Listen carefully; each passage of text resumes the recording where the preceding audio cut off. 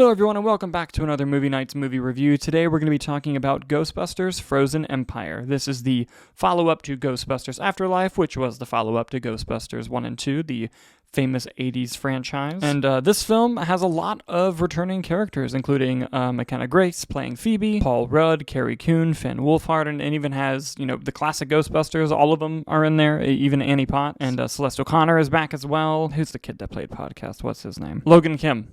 He is back. And you have some newcomers in there with Camille Nanjiani and Patton Oswalt. It's a very filled to the brim movie. And I gotta say, while this is a step down from Ghostbusters Afterlife, I had fun with the movie. I enjoyed it. Is it a perfect movie? No, but the movie has a lot of good things going for it. There are a couple things that hinder it, which I'll get into, but overall, I had a really good time, and the film is a lot of fun. I'll start with the negatives first. This film, unlike Ghostbusters Afterlife, was not directed by Jason Reitman. It was directed by Gil Kenan.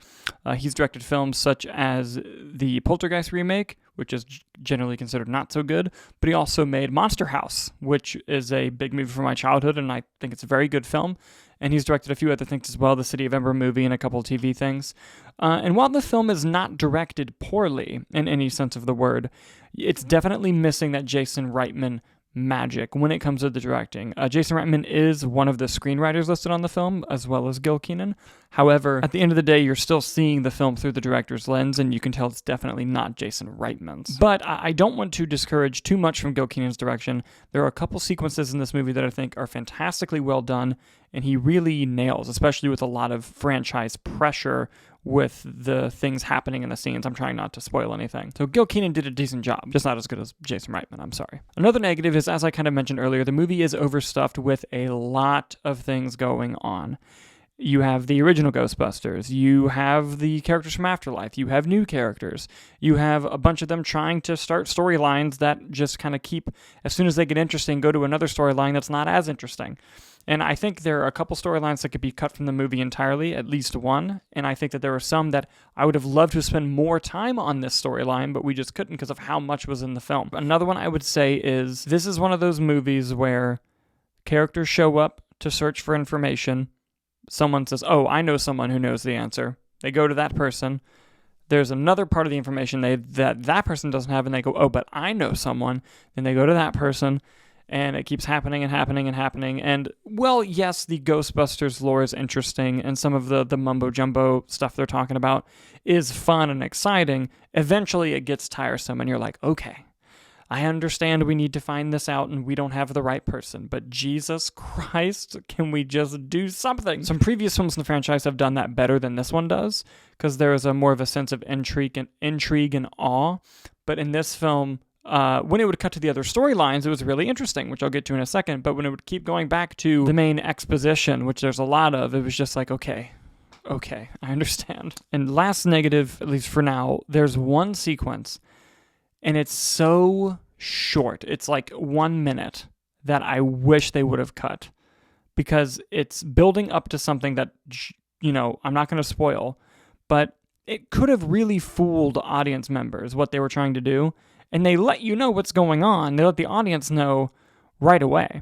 But there were not enough scenes after the reveal to keep that tension for what was coming later.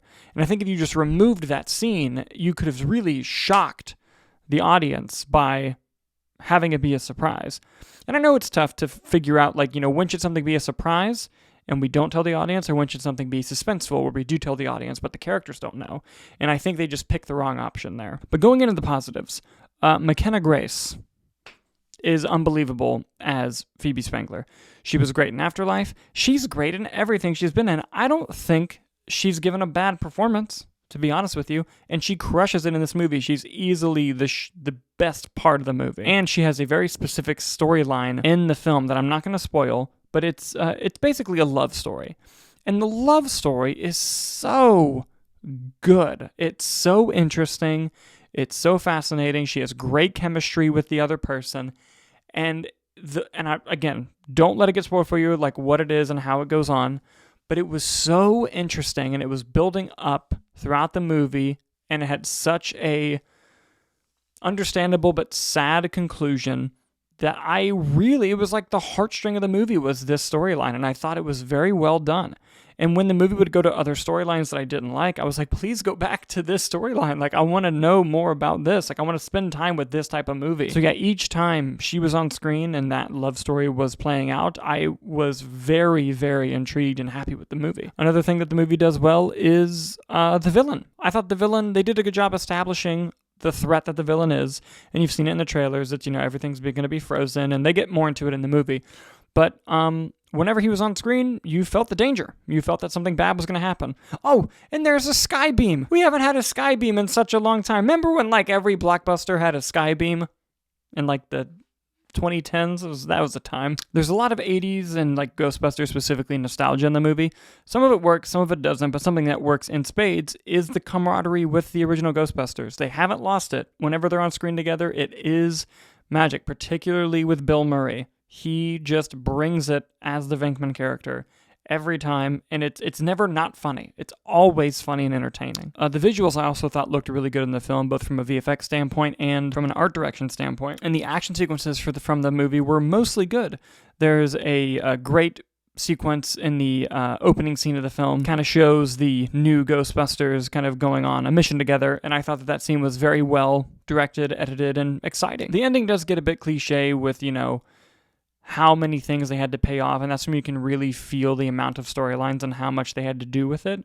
But at the end of the day, it was still a really entertaining movie. It had a lot of things to enjoy in it, and I really, really loved McKenna Grace and the love story that was kind of at the center of it all. I enjoyed the movie. Is it as good as Ghostbusters Afterlife? No. But is it a bad or unentertaining film? Also no. It's very fun, it's very entertaining, there's a lot to like, and there's still some profound nuance that something with Jason Reitman's name on it would bring. Whenever you guys watch Ghostbusters Frozen Empire, I'd love to hear your thoughts. Please let me know in the comments below what you thought. Thank you guys so much for watching, and we'll see you on the next one.